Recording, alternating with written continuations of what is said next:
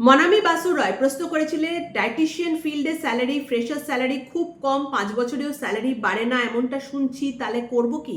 C, fresher salary in any health care job is less. ডক্টরসদেরও কিন্তু fresher salary কমই হয়। অ্যাজ অ্যান ইন্টার্ন যখন তারা জয়েন করে তাদের স্যালারিও কিন্তু একদম কম হয়। So dietician salary is also less. যখন তুমি অ্যাজ এ ইন্টার্ন হসপিটালে জয়েন করবে অবভিয়াসলি তোমার স্যালারি কিন্তু লেস হবে, বাট যখন তুমি এক্সপিরিয়েন্সড হয়ে যাবে তার সাথে সাথে কিন্তু তোমার স্যালারিও বেড়ে যাবে। আর এটা ছাড়াও কিন্তু তুমি অনেক কিছু করে তোমার স্যালারি বাড়াতে পারো। ফর এক্সাম্পল, তুমি কনসালটেশন স্টার্ট করতে পারো, তোমার নিজের প্রাইভেট কনসালটেশন, তাতে তোমার স্যালারি বেড়ে যাবে। তুমি এমএনসি হাউসে চাকরি খুঁজতে পারো যেখানে স্যালারিটা কম্পারেটিভলি অনেকটা বেশি হয়। এমএনসি কোম্পানিগুলোর প্রোডাক্ট ম্যানেজমেন্ট অথবা সেলস অ্যান্ড মার্কেটিং ডিপার্টমেন্টে চলে যেতে পারো, সেখানেও কিন্তু স্যালারি অনেকটা বেশি হয়। Quality quality